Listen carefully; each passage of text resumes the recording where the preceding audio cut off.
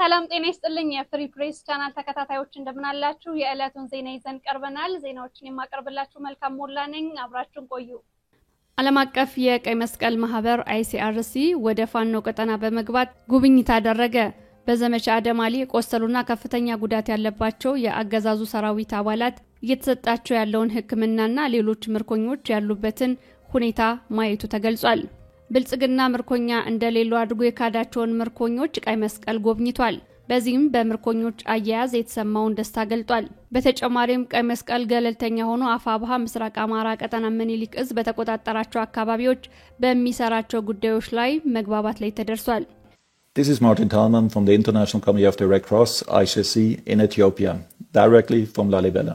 Fighting between the Ethiopian governmental security forces and Amhara Fano, a non-state armed group, intensified over the last days as they started at the last week of September. This happens in the North Wollo zone of eastern Amhara in Ethiopia. The rural areas, villages, small towns between Lalibela city and Woldia have been heavily affected by these intense clashes. Many soldiers and combatants either died, were injured or captured, while the civilian population has suffered from restrictions in their movement, limited access to services, most especially medical care and education. All this while the harvesting season is about to start. As the International Committee of the Red Cross, ICRC, and with our teams on the ground, we have been able over the last few days to deliver life-saving medical supplies to 3 hospitals in the region, namely Woldia, Kobo and Lalibela, as well as 2 health centers in the countryside, Kulmesk and Mucha, who took in the many casualties. On Wednesday, 8 October, we have been able, with the agreement from both parties, to transfer 16 critically wounded patients from Mucha to Woldia. This was part of a unilateral release operation of captured soldiers by Amhara Fano, handed over to the ICRC, and then transported crossing the front line and handed over into the care of the Ethiopian security forces in Woldia town. ቀይ መስቀል ወደ ፋኖ ቀጠና ገብቶ ጉብኝት ካረገ በኋላ በፋኖ የተማረኩ የመከላከያ ሰራዊት አባላትን ተረክቧል ቀይ መስቀል የተረከባቸውን 16 በጽኑ የተጎዱ የመከላከያ ሰራዊት አባላትን ወልዲያ በመውሰድ ወደ አገዛዙ ሆስፒታል ተጨማሪ ህክምና እንዲያገኙ ልኳቸዋል በዘመቻ አደማሊ በኩል መስክና በሙጃ አካባቢ በተደረጉ ውጊያዎች ያገዛዙ ሰራዊት ከፍተኛ ጉዳት ደርሶበት ነበር ቀይ መስቀል በላሊበላ አካባቢ የሚሰራውን የሰባዊ አገልግሎት የሚመሩት ማርቲን ታልማን ፋኖ የቆሰሉ ያገዛዙ ተዋጊዎችን እያሳከመ መሆኑን ገልጸዋል ቆስለው ከተማረኩት መካከል 16ቱ አስቸኳይ የሆነ ቀዶ ጥገና እንደሚያስፈልጋቸው ማከለዋል በተለይም 5ቱ በከፍተኛ ሁኔታ የቆሰሉ ሲሆን ህይወታቸውን ለማትረፍ ሰዓታት ብቻ እንደቀራቸው አስታውቀዋል የዓለም አቀፍ ህግን የሚያከብረው ፋኖ ለምርኮኞች የመጀመሪያ ደረጃ ህክምና ሰጥቶ ለቀይ መስቀል አስረክቧል በተጨማሪም ማርቲን በአካባቢው ተዘዋውረው ያየቱን ተናግረዋል ህዝቡ ከቦታ ቦታ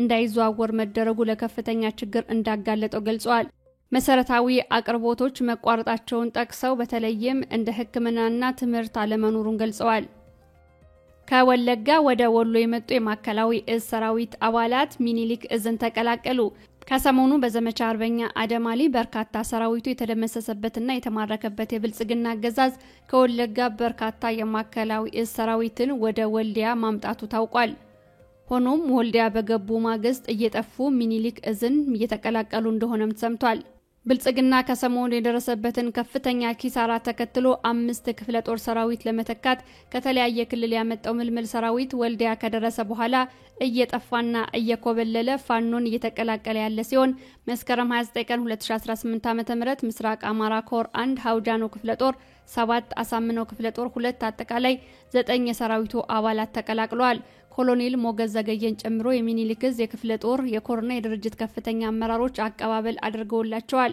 ፋኖን የተቀላቀሉ የመከላከያ ሰራዊት አባላት በመቀላቀላችን ደስተኛ ነን ብለዋል አሁንም መንገዱ ተዘግቶባቸው ነው እንጂ በርካታ ያገዛዙ ሰራዊት አባላት ወደ ፋኖ መምጣት እንደሚፈልጉ ማስታወቀዋል የአማራ ፋኖ ብሔራዊ ኃይል ሰሜን አማራ ቀጠና በላይ እዝ ሁለተኛ መንግሳው ካሳኮር የካራማራ ክፍለ ጦር እጩ የፋኖ አባላትንና የጤና ባለሙያዎችን አስመርቋል የካራማራ ክፍለ ጦር ለወራት ያሰለጠናቸውን የፋኖ አባላትና የጤና ባለሙያዎችን በድምቀት ያስመረቀ ሲሆን በምረቃ ስነ ስርዓቱ ላይ የአካባቢው ማህበረሰብ የኮር የክፍለ ጦርና የብርጌድ እንዲሁም የሻለቃ አመራሮች ተገኝተዋል የሰው ኃይል አደረጃጀቱንና አቅሙን በማሳደግ ሰፊ ቀጠናን መቆጣጠር የቻለው ካራማራ ክፍለ ጦር አዲስ የፋኖ አባላትን አሰልጥኖ ማስመረቁ ለቀጣይ ትግል ጉዞ ጉልህ ሚና እንዳለው ተገልጿል የአባይ ሸለቆ ብርጌድ ድል አደረገ።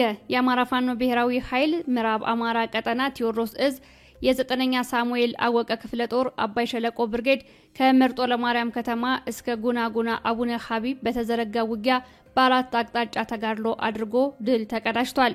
በመርጦ ለማርያም ከተማ አንደኛ ደረጃ ሆስፒታል ውስጥ ምሽግ ሰርቶ የተቀመጠውን የብልጽግና ሰራዊት መምታቱን አስታውቋል። በሆስፒታሉ የመሸጉ የብልጽግና ሰራዊትና የፖሊስ አባላት ገሚሶቹ ሲማረኩ 10 አለቃ ደሳለኝን ጨምሮ በርካቶች መሞታቸው ታውቋል። በአቡነ ሐቢብ ቤተክርስቲያን አካባቢ በተደረገው እልህ አስጨራሽ ውጊያም ፋኖ ድል ተቀዳጅቷል። በዚህም ከ50 በላይ የሚሆን የአገዛዙ ሰራዊት አባላት መመታታቸው ታውቋል። ትናንት ከሰዓት ከጉናጉና እስከ አሉሻ በተደረገው አውደ ውጊያ የአባይ ሸለቆ ብርጌድ ፋኖች ከፍተኛ ድል መቀዳጀታቸውን አስታውቀዋል። ከመካነ ሰላም መርጦ ለማርያም እየተወረወረ አስደናቂ ጀብድ እየፈጸመ የሚገኘው አባይ ሸለቆ አገዛዙ የተቆጣጠራቸውን ወሳኝ ቦታዎች መልሶ መያዝ መቻሉ ታውቋል። ትናንት በነበረው ተጋድሎ መርጦ ለማርያም ከተማ በመግባት የአገዛዙን ኃይል በመማረክ የድል ግስጋሴውን አጠናክሮ ቀጥሏል። በሚቀጥሉት ዓመታት የተማሪዎች ምደባ ይቆማል ሲል ብርሃኑ ነጋ ተናገረ።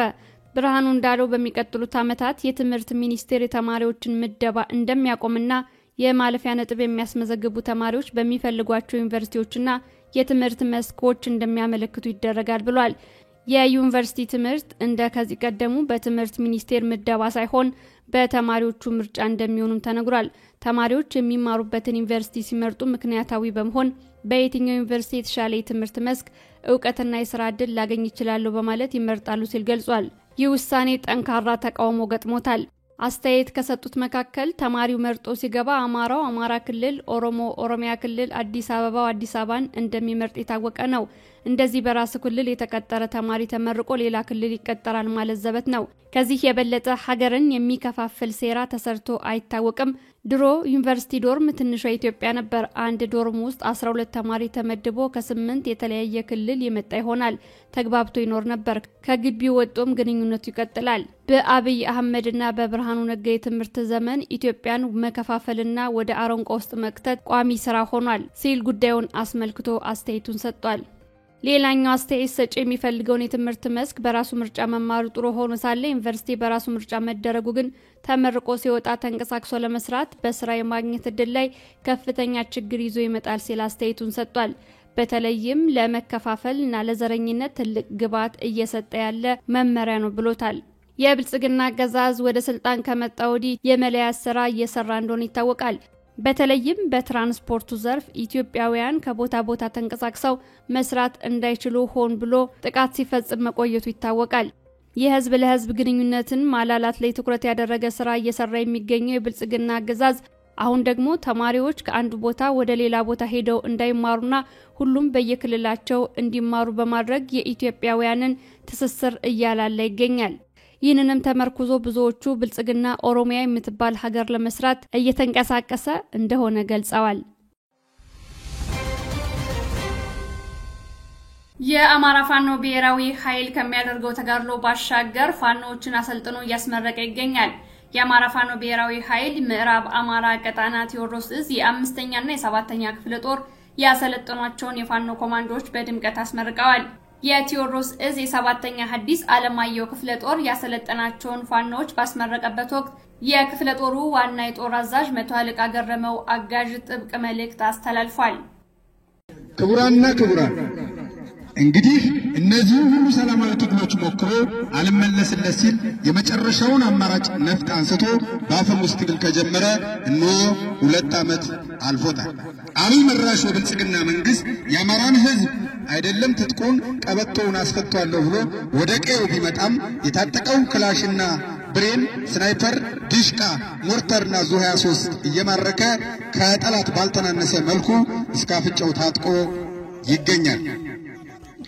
ውድ የዛሬ ተመራቂዎች የእናንተን ምረቃ ልዩ የሚያደርገው አንደኛው እንደምታስታውሱት አብራጂት ብርጌድ ከባሶ ሊበን ኮርክ ተነስቶ የወረደውን ዋና ከተማ የጅሎ የነበረውን የብልጽግና መዋቅር አፈራርሶ በመቀጠል የምስራቅ ጎጃም ዞን ዋና ከተማ የነበረችው የደብረ ማርቆስ በመቆጣጠር ሙሉ የጎጃምን የጠላት መዋቅር ያፈራረሰው ብርጌድ አባል መሆናችሁ ሲሆን፣ ሁለተኛው ደግሞ ሁሉም የአማራ ፋኖች ወሎ፣ ጎንደር፣ ሸዋ፣ ቢዛሞ ወይም ወለጋ ሳይሉ አንድ የሆኑበት ማግስት መሆኑ።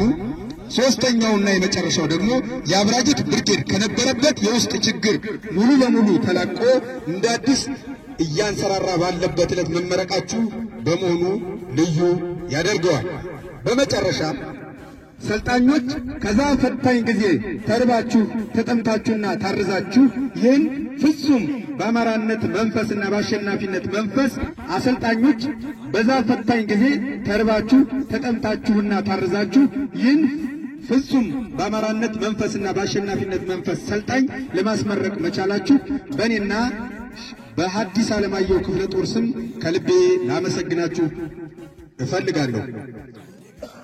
ሰልጣኞች ኮማንዶ የሚፋለመው ለክብሩና ላጠለቀው ቀይ ቦኒ ኮፍያ ስለሆነ በንድፈ ሐሳብና በተግባር የሰለጠናችሁትን ስልጠና ለአማራ ሕዝብ ፍጹም ታዛዥ እና ቅን በመሆን ሙሉ ጊዜያችሁንና ሕይወታችሁን ለትግሉ በመስጠት እና በመታመን የተጣለባችሁን አደራ እንድትወጡና የሰለጠናችሁትን የጅበጅ ውጊያ ትምህርት ለጠላት በተሰውት ሰማዕታት ስም አደራ ልላችሁ እፈልጋለሁ።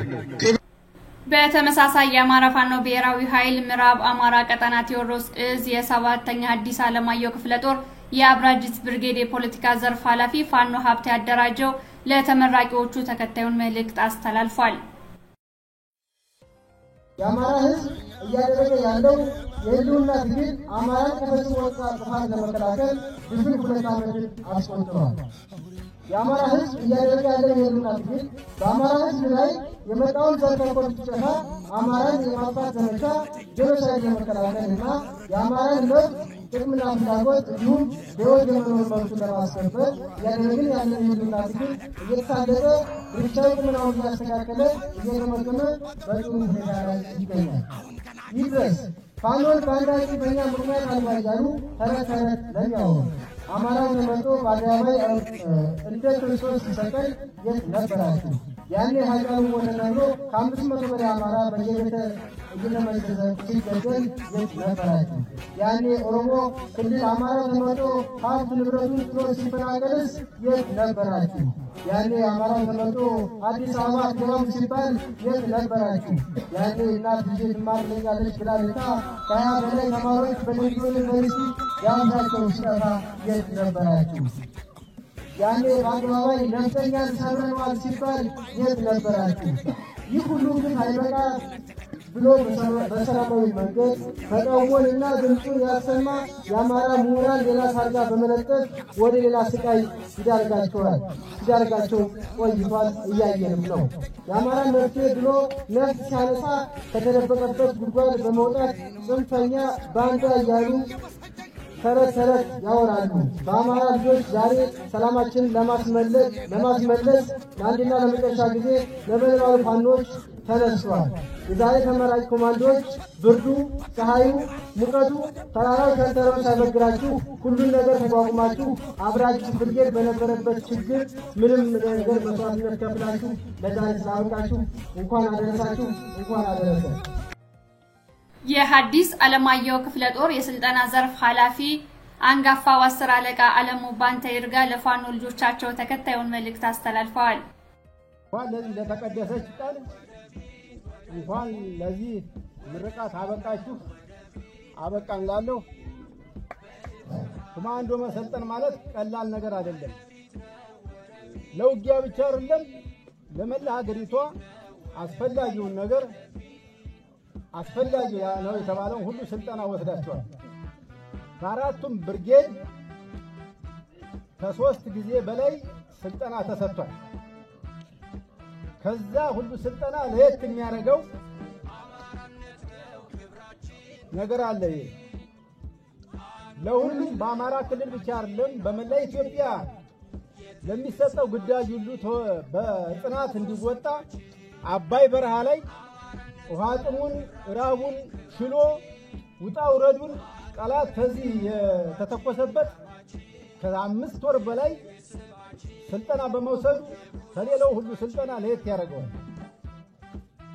ስለዚህ እነዚህ ኮማንዶ ሰልጣኞች የተሰጣችሁን ስልጠና ለሀገራችሁ ለአማራ ህዝብ ለሀገራችሁ ስትሉ በተሰጣችሁ ስልጠና መሰረት ዳር እንድታደርሱትና እንድትወጡ አደራላለሁ። ከዚህ ቀጥዬ መናገር የምፈልገው ይህ ተውበላ አብይ የሚባል መንግስት ላይ ብሎ የተቀመጠ በትግልም አይደለም በምርጫ በወረቀትም አይደለም በማጂክ በመተት ነው ይሄን ወንበር የያዘው። በክርስትና ሃይማኖት ላይ እኔ ነብይ ነኝ ብሎ ሲኖዶስ ገብቶ መርዙና የቀባቸው ዛሬ ሲኖዶስ ያለውን የሃይማኖት አባት ዲያቆናቱ ሁሉ ብጥብጥ አርጎ በታትሟቸዋል። በሙስሊሞች ላይም እኔ ሸህ ነኝ ብሎ ሙስሊሞችን ብጥብጥ አርጓቸዋል። ዛሬ በአማራ ህዝብ ላይ እንዲያለ ሲያበላ ሲያጠጣ ጤፍ እንጀራ በርጎ ሲያበላው የነበረውን ህብረተሰብ ሰንጋምጣ ይባለው ሰንጋ በስንት በሺህ የሚቆጠር በ10 ሺህ የሚቆጠር በሉና ዘመቻው ሲጭንለት የነበረ የአማራ ህዝብ ነው። ይህን ሲያበላው ሲያጠጣው የኖረውን ህዝብ አይደለም በክላሽ ያው በድሮን እየጨፈጨፈ በቤተ ክርስቲያን በትምህርት ቤት በህዝብ በተሰበሰበበት ላይ ድሮን እየጣለ ያው ህዝባችን እየጨፈጨፈ ነው። ስለዚህ ይሄን ዓላማ ይዞ የአማራን ህዝብ ሊያጠፋ ጦርነት ያወጀ እሱና ተሱ ጋር ያሉት ግብረ አበሮችን ያሰቡት እንዳይሳካ ካሉበት ማንቁርቱን እያያዝክ ተሰራው ምሽግ ወይም ተሰራው ግራውንድ ውስጥ እያነክ እንድታወጣው አደራላለሁ። አዎ ጦርነቱ አብቅቷል። ጀግኖች ከዚህ ከአብራጊት ከመጀመሪያ ህብረተሰቡና የአብራጊት ፋኖ ነው። ደብረ ማርቆስ ሐምሌ 26 2015 ዓ.ም ሆብሎ በጥሩምባ ሄዶስ ያናወጠው ቤተ መንግስቱን ሁሉ ያናወጠው የአብራጊት ፋኖና ህብረተሰብ ነው። ይሄ አይጠረጠርም፣ ሁሉም የተመሰከረለት ነው። ስለዚህ አሁንም ቢሆን የሰለጠናችሁት ስልጠና በአገባቡ ህብረተሰባችንን ተቋማችንን በዚህ ህብረተሰብ የተገነባው ተቋም እንዳይጎዳ ህብረተሰቡም እንዳይጎዳብን በጥንቃቄ በማስተዋል በጥበብ ይህን ሰው በላ አብይ የተባለና ግብረ አበሮችን ማንቁርቱን እያዛችሁ ለህግ ለአማራ ህዝብ እንድታቀርቡልን አደራላለሁ። እንኳን ለዚህ ለዛሬ ለተቀደሰ ቀን እንኳን ለምረቃው አበቃችሁ፣ እንኳን አበቃን እላለሁ። በተያያዘ የምረቃ ዜና የአማራ ፋኖ ብሔራዊ ኃይል ምዕራብ አማራ ቀጠና ቴዎድሮስ እዝ የ5ኛ ክፍለ ጦር ያሰለጠናቸውን ልዩ ኮማንዶዎች አስመርቋል። በምረቃ ስነ ስርዓቱ ላይ በርካታ የአካባቢው ማህበረሰብ ተገኝቷል። የክፍለ ጦርና የብርጌድ አመራሮችም ተገኝተው መልእክት አስተላልፈዋል። ማሰልጠናችን ችለናል። በስልጠና ወቅት የኮማንዶ ሰልጣኞች ዘመኑ የሚጠይቀውን ወታደራዊ ስልጠናዎች በጥብቅ ዲሲፕሊን የወሰዱና በፖለቲካ የተካኑ እንዲሆኑ ተደርገዋል። በዚህም ከምረገጽ እንዲጠፉ ለተበየነብን ማህበረሰብ መስዋዕት ለመክፈል ዝግጁ የሆኑ የኮማንዶ ሰራዊታችን በዚህ ቀን ለማስመረቅ አቅርበናል። ፋሺስታዊ አገዛዙ ስርዓት ውስጥ ሆነን እነዚህን የኮማንዶ ሰራዊት ለምረቃ ማብቃት ድላችንን እጥፍ ድርብ እንዲሆን አስችሏል። አንተ አማራ ነህ እያሉ የለያዩትን የኢትዮጵያ ህዝብ አንድ አድርጎ ለመምራት እና የህዝብ ቤት ለመስራት በቀና ልባችሁ የምትተጉ አደራ ተቀባዮች መሆናችሁን አውቃችሁ በቀጣይ ወደ ስራችሁ ስትሰማሩ በፍጹም ጨዋነት፣ ቆራጥነት፣ ታማኝነት፣ መርህ አክባሪነት፣ ሰዋዊ ስብዕና ተላብሳችሁ ሀገራችሁና ህዝባችሁን ታገለግሉ ዘንድ አደራ ማለት ፈልጋለሁ። የተወደዳችሁና የተከበራችሁ እንግዶቻችን ትግላችን ለነጻነት ነውና የምንፈልገው ትግል ለነጻነት እስከምንቋጨው ድረስ አንዳችን ለአንዳችን የሐሳብ ልምድ ተመጋጋቢዎች ነን። ይህን የዱላ ቅብብሎች ለመጪው ትውልድ አዲስ ትውልድ አንገቱን ቀና አድርጎ የሚጓዝበት ስለ አንድ ብሔር ብቻ ሳይሆን ስለ አንድ ሀገረ ኢትዮጵያ እንዲያስብ አድርገን በማነጽ ኃላፊነቱን የሚወጣ ዜጋ ፍርተን ማለፍ እንድንችል የጋራ ርብርብ ያስፈልጋል። እናም በውይይትና በምክክር እንድንሰራ አደራ ማለት ፈልጋለሁ። አዲሱ ተመራቂዎችና ቤተሰቦቻቸው ትግል በባህሪው ፈታኝና አድካሚ ነው። ይሁን እንጂ የሚገጥመን አስቸጋሪ ሁኔታ አልፈን ነገን በተሻለ ህይወት እንድንኖር ካሁኑ ጀምረን በስነ ልቦና የጠነከረ በዓላማ የጸና በአመለካከትና በአስተሳሰብ ያደገ መሆን አለብን። ዕለታዊ መረጃዎቻችን እነዚህን ይመስላሉ። ዜናዎችን እየመራሁ መልካም ሞላ ከቴክኒክ ክፍል ባልደረቦቼ ጋር በጋራ በመሆን አብረን ቆየን። ጤና ይስጥልኝ።